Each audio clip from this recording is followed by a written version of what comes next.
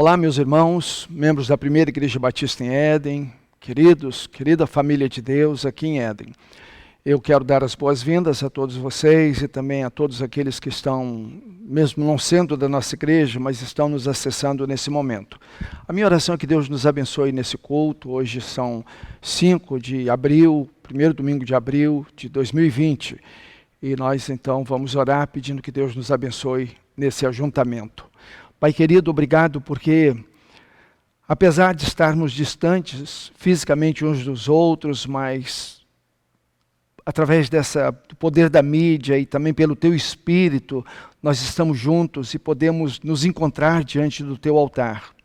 Eu peço que o Senhor nos abençoe e que durante a meditação o Senhor fale ao nosso coração e que também o Senhor receba os nossos louvores, a nossa adoração, e que as nossas orações, Pai Santo, sejam colocadas diante do Teu altar, na certeza de que o Senhor está ouvindo e vai nos atender.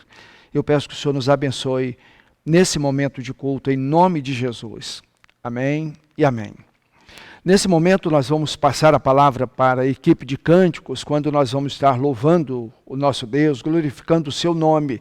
E eu peço para que você que está aí em casa, no conforto do seu lar, mas que esteja também participando desse ato de adoração ao nosso Deus.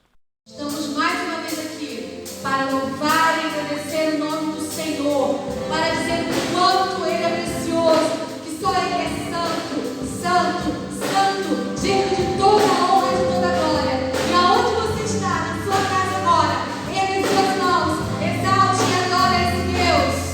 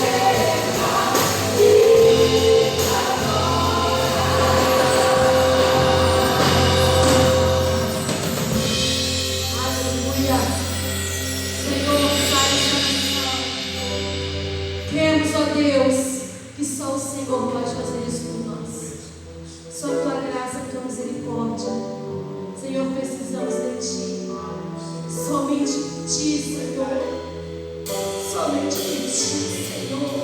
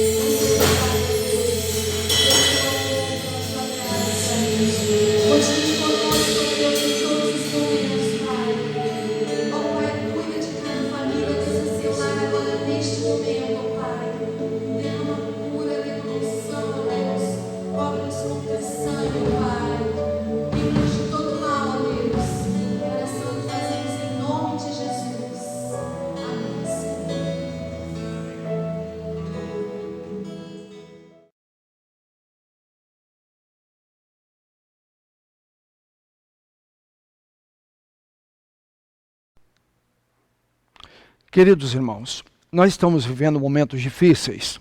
É um momento de pandemia, é um momento de muitas informações e desinformações, é um momento de descontentamento, é um momento muito difícil para todos nós, para a igreja, para aqueles que não pertencem a nenhuma igreja, é um momento muito difícil para o nosso Brasil inteiro. Entretanto, isso não é privilégio somente nosso, privilégio apenas do Brasil. Outros países também passaram e outros estão passando por este mesmo problema. E quando nós olhamos para a palavra de Deus, nós vamos ver que também os filhos de Deus, os profetas, os servos de Deus também passaram por momentos de adversidade e eles também tiveram seus momentos difíceis. Há um momento na vida de Elias, e nós vemos que naquele momento foi um período em que Elias orou e não choveu, e depois ele ora e vai chover. Então, nessa mensagem, nesse compartilhamento, nessa meditação na palavra de Deus, nós queremos ver alguns detalhes aqui nessa jornada de Elias. Então, nós vamos pensar o que Elias fez para que chovesse. O que Elias fez para que chovesse? Em primeiro lugar, Elias entendeu que Baal teria que morrer. Baal teria que morrer. E aí nós vamos ver, é claro, aquele momento em que os adeptos de Baal, eles oram, eles clamam, eles chamam e não desce fogo e não consome lá o sacrifício deles. E depois Elias clama e o fogo desce e aquele sacrifício então é consumido e aquela água toda é lambida. E então o milagre aconteceu, Deus se manifestou e aconteceu então aquilo que Elias esperava que acontecesse, ele acreditava, ele tinha certeza que iria acontecer. Mas Baal teria que morrer. E aí Elias vai lá e promove então a morte de todos aqueles profetas de Baal. Nós não queremos dizer isso, nós não queremos achar que alguém tem que morrer ou alguém tem que matar alguém, mas nós temos que pensar que Baal ainda existe. E você tem que pensar, eu tenho chamado todos para refletir que esse é o momento de pensarmos não apenas nesta calamidade, nessa pandemia, nesse problema que o Brasil está vivendo e que todos nós estamos vivendo, mas é momento de nós pensarmos em nós mesmos. É momento de cada um olhar para dentro de si. É momento de cada um estar fazendo um concerto com Deus, estar resolvendo as suas pendências com Deus. É momento de você abrir o seu coração diante de Deus e pedir: Deus, trata a minha vida. É momento de você olhar para dentro de você e você descobrir qual é o Baal na sua vida. O Baal na sua vida pode ser a posição. Talvez esse seja o maior ídolo na sua vida. Talvez o que domina a sua vida, o seu caráter, é a sua posição. É você estar sobre algumas pessoas, talvez na empresa, talvez na igreja, talvez na família, talvez uma posição. Talvez Baal na sua vida seja o seu sobrenome, talvez a família que você pertence, uma família que talvez ela tenha um lugar de preeminência na sociedade, talvez em termos econômicos ou em outros termos quaisquer, mas o seu sobrenome talvez seja o seu Baal. Talvez seja a sua casa faz toda a diferença naquela avenida, naquela calçada ou naquela cobertura. Talvez esse seja o seu ídolo nesse momento que você precisa colocar diante de Deus e destruir esse ídolo. Talvez seja o seu carro, talvez seja a sua própria família. Talvez a sua família não seja uma família que esteja servindo a Deus, mas é alguma coisa que seja um ídolo para você. Talvez seja um ressentimento, talvez um ressentimento, uma amargura, alguma coisa que está no seu coração e é o seu ídolo. Você não abandona isso, você não quebra esse ídolo, você não se desfaz desse ídolo. Talvez seja inveja, talvez seja imoralidade, talvez seja um pecado oculto que você esteja guardando, protegendo e idolatrando esse pecado oculto. Não choveu enquanto Baal não morresse. Então esse ídolo Baal teve que morrer, teve que ser destruído. Então, qual é o Baal na sua vida? Então nós estamos pensando em Brasil, estamos pensando no problema do coronavírus, mas na sua vida, qual é o problema na sua vida? Qual é o problema da sua vida? Qual é o maior problema, o maior ídolo do seu coração? O que está dominando a sua alma? Você precisa destruir isso, quebrar isso, colocar isso aos pés do Senhor e destruir isso e desfazer isso. Em segundo lugar, Elias entendeu que precisava subir mais. Eu acho isso interessante no verso 42 de 2 Reis, aliás, 1 Reis 18. 1 Reis 18, o verso 42, nós lemos o seguinte: subiu Acabe a comer e a beber. Elias, porém, subiu ao cimo do Carmelo e, encurvando-se para a terra, meteu o rosto entre os joelhos. Então Elias sobe um pouco mais. Elias precisou subir um pouco mais. Ele entendeu isso. Eu acho que esse é o momento de eu e você, Igreja do Senhor, entendermos que nós precisamos subir um pouco mais. Nós estamos muito rasteiros, nós estamos pensando muito nas coisas terrenas, nós estamos pensando muito na nossa sobrevivência, nós estamos pensando muito naquilo que é nosso, que nos pertence, no que podemos perder ou ganhar. Nós precisamos subir um pouco mais. E foi o que Elias fez, porém ele subiu. O rei subiu até um ponto e para ali. E Elias sobe um pouco mais, ele sobe ao cimo do Carmelo e ali encurvou-se para a terra, meteu o seu rosto entre os joelhos e ali ele vai clamar ao Senhor. Ele entendeu o que pedia, precisava subir um pouco mais. Uma vez ouvi uma história, aliás, dizem que as baleias, elas moram lá na profundeza dos mares, dos oceanos. É lá embaixo a casa dela, o habitat dela. Mas ela precisa respirar, e lá embaixo ela vai perdendo oxigênio. E o pulmão da baleia vai ficando cada vez com menos oxigênio, e ela precisa respirar. E aí ela sobe, ela vem à superfície, e ali ela começa a dar aqueles saltos, ela começa a soltar aqueles esguichos d'água, até parece que ela está ali fazendo uma cena para ser fotografada ou ser filmada. Pelo contrário, ela está respirando, ela está oxigenando o seu pulmão, e depois que ela renova o oxigênio do seu pulmão, ela volta para sua casinha, e ela vai lá para morar onde ela mora, para o seu habitat. Nós, seres humanos, somos assim também. Nós moramos aqui embaixo, nós estamos aqui na terra, e essa terra nos traz pressão, e de vez em quando nós estamos premidos pelos problemas desta terra. Nós precisamos subir um pouco mais, e na presença do Senhor, renovarmos o oxigênio da nossa alma, do nosso espírito. Então nós precisamos subir um pouco mais. Elias fez isso, ele subiu, e ele foi mais lá para cima, e na presença de Deus, ele pôde clamar um pouco mais. Como eu disse, aqui embaixo as coisas são muito perigosas. Há uma pessoa que eu conheço, e ele foi minha ovelha, e ele, hoje eu não sei, mas ele era capitão da marinha, e ele tinha por esporte mergulhar. E um dia ele estava mergulhando, e ele então, lá no fundo do mar, ele continuou seguindo a corrente marinha, e quando ele se deu por conta, ele estava perdido. E ele então subiu. E ele subiu, mas ele não sabia onde ele estava. E no meio daquelas ilhas, ele não sabia onde ele estava. E era noite, porque lá embaixo ele não tinha noção. E ele estava naquele esporte ali, mergulhando. E ele me disse assim: pastor, lá embaixo a pessoa se engana. E eu, quando me lembro disso, eu sempre penso, aqui embaixo nós corremos o risco de estarmos enganados. Então nós precisamos subir. E Elias subiu à presença de Deus. Então vamos aproveitar esses dias. Dias abençoadores em que estamos nas nossas casas para estarmos subindo à presença de Deus para conversar com Ele. Mas Elias fez alguma coisa a mais. Elias entendeu que precisava ser humilde. Elias era o profeta de Deus. Depois dele promover aquele culto, aquela celebração, o milagre veio, e ele então promove a morte daqueles 450 profetas de Baal. Ele continua sendo um homem humilde. No verso 46 diz assim: a mão do Senhor veio sobre Elias, o qual cingiu os lombos e correu adiante de Acabe até a entrada de Jezreel. Ele corre à frente de Acabe. Acabe é o rei. É um rei que não está ali servindo a Deus. É um rei que não está ali temente a Deus. Mas Elias é humilde. Ele reconhece, ele é o rei. E ele corre à frente dele. Elias corre. Ele é zeloso com Deus. Ele é devotado ao rei. Ele é zeloso com Deus, mas ele continua sendo devotado ao rei. Afinal de contas, é o rei. O orgulho derruba, impede de nos curvarmos.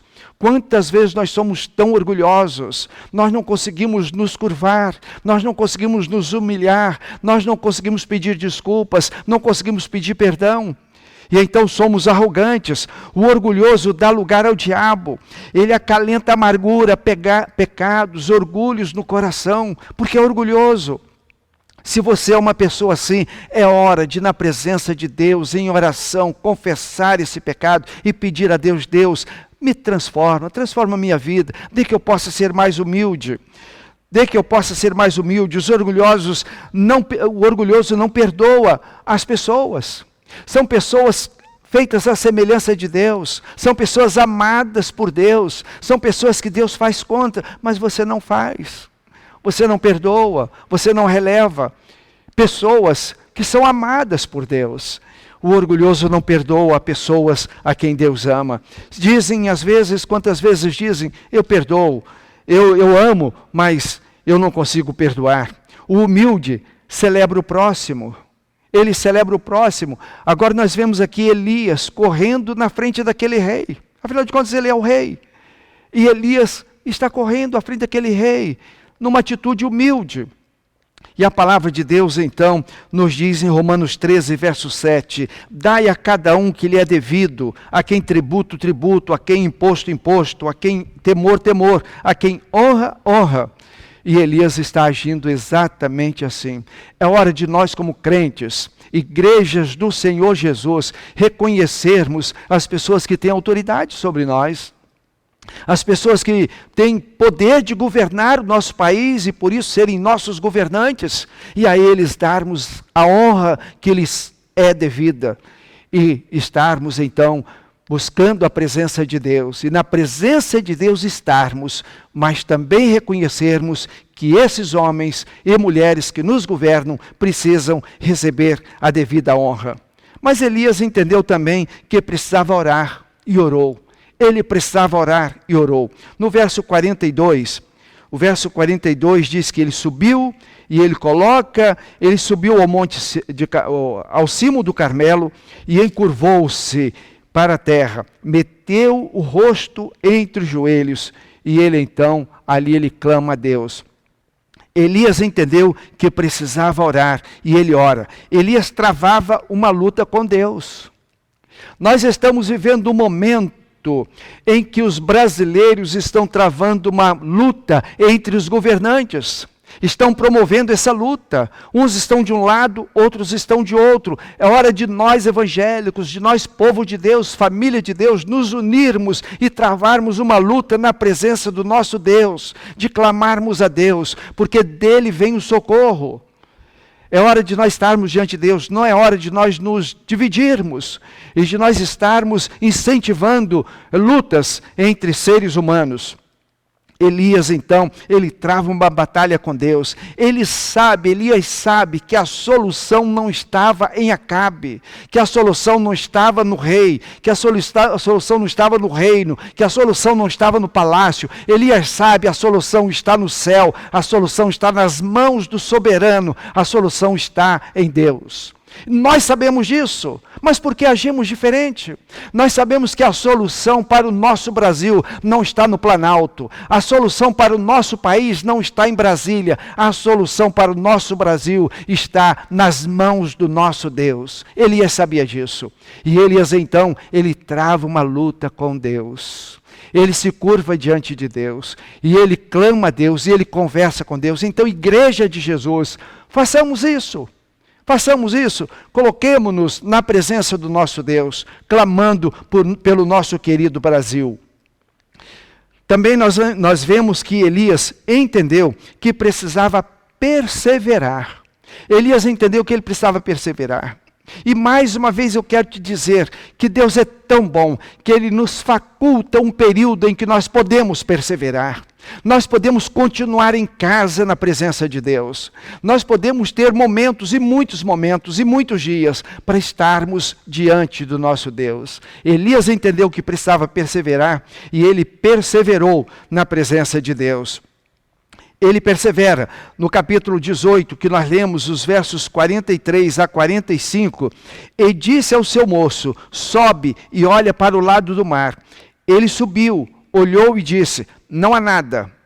Então lhe disse Elias, volta, e assim por 7 vezes. Elias persevera. E ele manda o menino voltar, o seu moço voltar. E ele volta uma vez, volta 2 vezes, 3 vezes, 4 vezes, 6 vezes, 7 vezes. Ele volta 7 vezes. A 7ª vez disse: eis que se levanta do mar uma nuvem pequena, como a palma da mão de um homem. Então disse ele: sobe e diz a Acabe: aparelha o teu carro e desce, para que a chuva não te detenha. Dentro de pouco os céus se enegreceram com nuvens e ventos, e caiu grande chuva. Acabe subiu ao carro e foi para casa. Então Elias, ele persevera. Ele não desistiu. Ele sabia que a solução estava em Deus. E ele não mandou o garoto apenas uma vez. O garoto foi lá e não viu nuvem nenhuma. E ele mandou a 2ª vez. E ele manda a 3ª. E por 7 vezes o garoto foi lá para ver. E ele vê uma nuvem do tamanho de uma mão. Elias disse: é a nuvem de chuva que Deus está levantando. É a bênção do Senhor. É a mão de Deus que está se levantando para vir trazer socorro. Ele então sabe que precisa perseverar. Há um outro momento na Bíblia, não é aqui no caso de Neemias, mas é o momento na vida de Eliseu. Quando Eliseu está com Naamã, e Eliseu manda Naamã mergulhar 7 vezes no Jordão. E Naamã diz: mas lá na Síria, em Damasco, eu tenho rios mais preciosos do que o Jordão. Mas Naamã diz: é preciso perseverar. Aliás, Eliseu diz para Naamã: é preciso perseverar. Então o general Naamã persevera, vai lá e mergulha 7 vezes e é curado daquela lepra. Eu quero te pedir, meu irmão, minha irmã, igreja do Senhor, vamos perseverar, vamos continuar em oração, clamando ao nosso Deus, porque o socorro está nele, no Senhor. Dele virá o nosso socorro. Em último lugar, após esta atitude exemplar de Elias, a chuva desceu. Essa atitude exemplar, Elias, ele entendeu que Baal precisava morrer, aquele ídolo precisava morrer, aquele ídolo que está atrapalhando a nossa vida, que está tomando o lugar de Deus na nossa vida, precisa morrer, precisa ser destruído na nossa vida. Elias entendeu que precisava subir um pouco mais, e ele sobe ao cume do Carmelo, e ele conversa com Deus. Elias entendeu que precisava ser humilde, e ele então continua crendo em Deus, mas reconhece que o rei é o rei. Elias entende que precisa orar e orou, e Elias entende que precisa perseverar e perseverou. E após tudo isso, a chuva desceu. No verso 45 que nós lemos: dentro em pouco os céus se enegreceram com nuvens e vento, e caiu grande chuva. Acabe subiu no carro e foi para Jezreel. A chuva desceu, porque Elias agiu como Deus esperava que ele agisse. E Deus está esperando que hajamos como Elias agiu. O que Deus faz não pode ser guardado no armário da história, disse alguém. O que Deus faz precisa ser contado. E amanhã, depois de amanhã, nós estaremos contando para os nossos netos. Nós estaremos contando para os mais jovens aquilo que Deus fez no Brasil no ano de 2020. A mão poderosa de Deus que veio em socorro do nosso querido Brasil. A igreja avança, arrebentando os ferrolhos do inferno. Em Mateus 16, verso 18. Pois também eu te digo que tu és Pedro, e sobre esta pedra edificarei a minha igreja, e as portas do inferno não prevalecerão contra ela. Precisamos continuar firmes, sabendo que as portas do inferno não prevalecerão contra a igreja do Senhor Jesus. A oração, então, é sinônimo de dependência de Deus. Quando nós oramos, nós estamos declarando: dependo de Deus. Quando nós oramos, nós estamos declarando: Deus é o Todo-Poderoso, eu não sou ninguém. Eu dependo de Deus, eu preciso de Deus, o Brasil precisa de Deus, nossas famílias precisam de Deus. Na oração nos humilhamos e colocamos nossas vidas inteiras no altar do Senhor. Então que nesses dias, nessa quarentena, aproveitemos para estarmos humilhados diante do Senhor, colocando nossas vidas no altar do Senhor. Eu quero contar para você um fato que aconteceu com os meus primos lá em Vitória. Quem conhece Vitória, capital do Espírito Santo, sabe que quando você chega em Vitória, você tem ali a rodoviária. Em frente à rodoviária há um morro. E a minha tia morava ali, meus primos moravam ali naquele morro. Naquela época, o rio o mar então passava por ali. Aquilo ali é uma ilha. Aliás, Vitória é uma ilha, e o mar passava por ali. Hoje aquilo está soterrado, não passa mais, o mar não passa ali.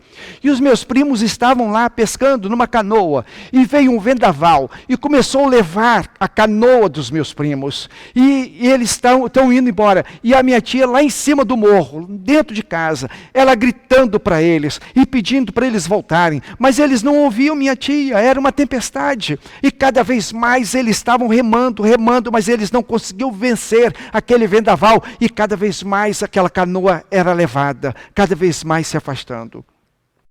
Um senhor pescador que estava chegando na praia, e ele então já está amarrando ancorando a sua canoa, ele olha e vê aquela situação, e ele vê aquela canoa, e ele vê que aqueles meninos não estão conseguindo remar, e eles não estão conseguindo vencer aquela tempestade. Aquele senhor solta a sua canoa, ele entra na sua canoa, e ele vai remando, e ele chega então perto da canoa dos meus primos, e ele joga uma corda, os meus primos seguram a corda, e aquele senhor vem remando, ele vem remando a sua canoa, e rebocando a canoa que os meus primos estavam.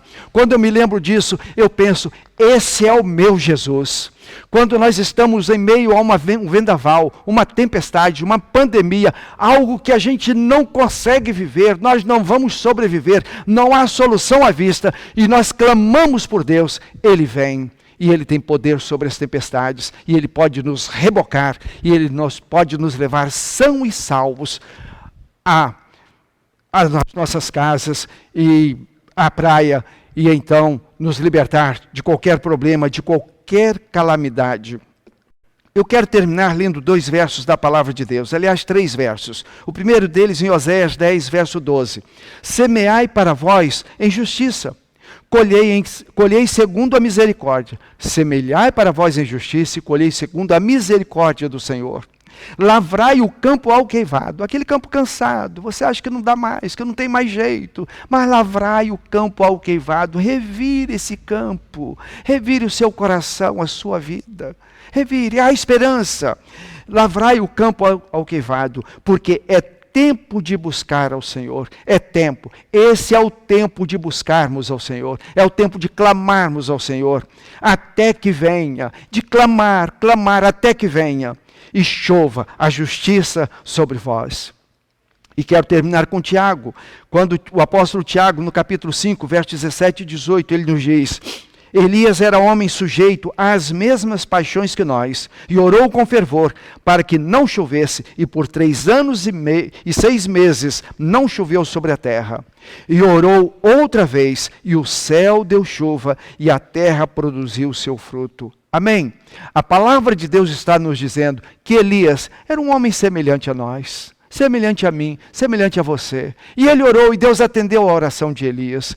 A palavra de Deus está dizendo que o nosso Deus continua lá no seu alto e sublime trono, pronto a atender às nossas orações. Então eu quero continuar pedindo a você, aproveitemos esses momentos, esta quarentena, os dias que estamos em casa, para que estejamos na presença do nosso Deus, clamando por nós mesmos, clamando por nossas famílias, clamando por nossas igrejas e clamando pelo nosso querido Brasil. E Deus há de vir com a sua mão poderosa, e depois nós vamos contar, foi o Senhor que salvou o Brasil, foi o Senhor.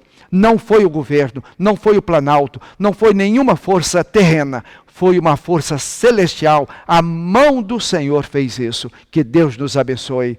Em nome de Jesus. Amém e amém. Eu quero terminar orando com você e por você. Pai querido, louvado seja o teu nome. Mais uma vez eu te peço, cubra-nos com a tua misericórdia. Abençoa, Pai Santo, todos que estão agora conosco, nos ouvindo e nos assistindo. Abençoe-os, cubra-os com a tua graça, com a tua misericórdia, com o teu favor. Proteja suas famílias, os seus lares, em nome de Jesus. Amém e amém.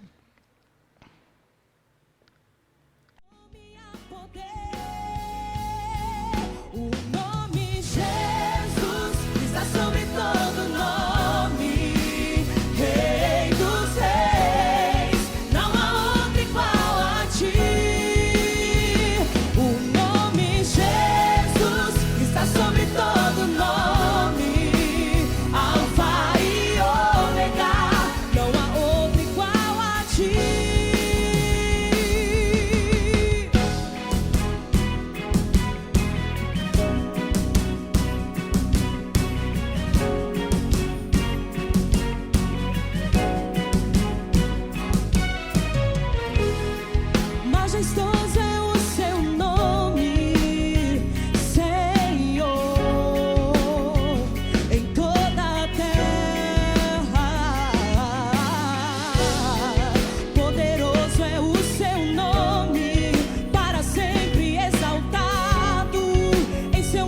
Eu quero, nesse momento, passar a palavra ao irmão Josiel. O irmão Josiel é o coordenador, o tesoureiro do nosso Conselho de Missões. E ele vai dar uma palavra, porque nós temos os nossos missionários, e os nossos missionários também dependem das nossas ofertas e do sustento que a nossa igreja tem levantado nessa participação, nessa parceria com os nossos missionários. Irmão Josiel. Minha querida igreja, tudo bem? Espero que estejam todos bem. Eu quero fazer aqui um agradecimento e um pedido. Primeiro, eu quero agradecer aos irmãos mantenedores do Conselho de Missões. Irmãos, há 26 anos nós estamos juntos, contribuindo com os nossos missionários, através do nosso conselho. Vou repetir, 26 anos. Eu quero agradecer você, mantenedor do Conselho de Missões. Mas, neste momento de crise, nós estamos passando uma dificuldade muito grande. Nós estamos mandando as ofertas dos nossos missionários referente ainda ao mês de fevereiro. Estamos, ou seja, 2 meses atrasados. Eu gostaria de pedir aos meus queridos irmãos mantenedores que estivessem orando, em primeiro lugar, pelos nossos missionários, pela família dos nossos missionários. E também gostaria de pedir àqueles irmãos que não são mantenedores, mas que têm o amor na causa, na obra, que ama a sua igreja, a primeira igreja batista em Éden. Eu gostaria de pedir a vocês que estivessem orando, como já falei, mas que estivessem contribuindo também pelo Conselho de Missões, através do Conselho de Missões, para que nós possamos mandar a oferta para os nossos missionários. Eles estão lá no local deles trabalhando, mas necessitam das nossas ofertas. Alguns pagam aluguéis e precisam dos valores para fazer compras, como nós precisamos também receber os nossos salários. Eles precisam receber as nossas ofertas e depende de nós, da nossa igreja. Portanto, eu quero pedir a vocês que estejam orando e contribuindo, ok? Essas ofertas, elas podem ser entregues a mim. Eu estou trabalhando na imobiliária ali no meu local de trabalho de 9 às 12 horas, alguns irmãos conhecem, e pode ser entregue ao Levi também, ou ser entregue aqui na igreja, na secretaria da igreja, ok? Outra coisa também que eu gostaria de falar é que eu gostaria de agradecer aqueles irmãos que são dizimistas, que através do seu dízimo, a igreja também tira uma parte para ajudar os nossos missionários, tá? A gente agradece você que é dizimista, tá bom, meu irmão? Então, conto com você, conto com as suas orações, conto com as suas contribuições para o nosso Conselho de Missões. Um abraço a todos e muito em breve estaremos juntos aqui nos abraçando, glorificando o nome do Senhor. Amém. Eu quero passar a palavra agora ao irmão Charles. Ele é administrador da nossa igreja e também assessor da nossa tesouraria, e ele lida então com os aspectos financeiros da nossa igreja. E ele vai dar uma palavra agora muito interessante à nossa querida igreja. Charles. Olá, amados irmãos da Primeira Igreja Batista em Éden. Eu vos falo aqui com muita alegria no coração em poder estar falando com vocês num momento tão delicado que nós estamos passando, com muitas famílias reclusas em suas residências. E é com gratidão que nós estamos recebendo alguns dizimistas transferindo os valores para a nossa conta. Alguns dizimistas também têm nos procurado na secretaria da nossa igreja e nos entregue os valores, né, assim que Deus tem colocado em seus corações, e nós temos recebido isso com muita gratidão. Também gostaria de ressaltar que nós temos aqui um envelope. Quem tem esse envelope em casa, ele pode servir para uma colinha, né, com o número da conta da igreja, o CNPJ para casos de transferência.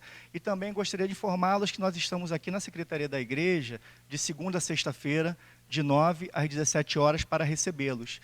Você que quer entregar pessoalmente, pode vir nos procurar. Aqui estaremos de coração alegre, aberto para te receber e também fazer uma oração com você e com sua família. Muito obrigado a todos. Olá, igreja. Olá a todos vocês que estão nos assistindo. A nossa palavra é sobre a beneficência da nossa igreja. Primeiramente, eu quero deixar uma palavra de gratidão. Desde a semana passada, né, quando começamos a viver tudo isso, entendemos que algumas famílias, né, passariam por certas dificuldades. Então, nós começamos a fazer alguns pedidos a membros da nossa igreja, a pessoas que já congregaram aqui, mas não estão mais conosco, mas têm o coração na PIB, pessoas de fora do nosso país têm doado. Então, fica aí a nossa palavra de gratidão, porque os recursos têm chegado. E, graças a Deus, todas as famílias que durante essa semana elas procuraram a igreja, elas foram assistidas, né? Então, de alguma forma, ou seja, através de uma cesta básica, pagando um aluguel, remédios. Então, todo o recurso, né, que foi chegando na igreja, nós fomos repassando para as famílias que estavam precisando.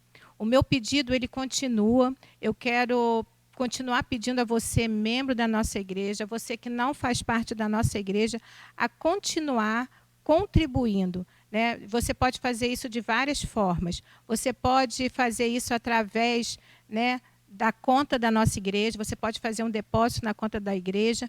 O único pedido que a gente tem feito é que, se você, quando fizer, você mande o comprovante. Você pode mandar para mim, você pode mandar para o Charles, você pode mandar para o Kelvin aqui na secretaria da igreja. Você também pode fazer a sua doação vindo aqui na igreja, deixando. Já foi dito aqui, a nossa secretaria está funcionando normalmente, no horário de 9 às 17 horas. E você também pode me ligar. Passa um zap, me liga, que nós vamos na sua casa e nós vamos buscar a sua doação. Mas eu quero deixar um outro recado também. Se você é uma família que está com dificuldade, eu quero estender o convite a você. Vem aqui na nossa igreja e a gente vai poder estar te ajudando de alguma forma, tá? Meu muito obrigada e que Deus nos abençoe e que Deus abençoe a família de cada um de vocês.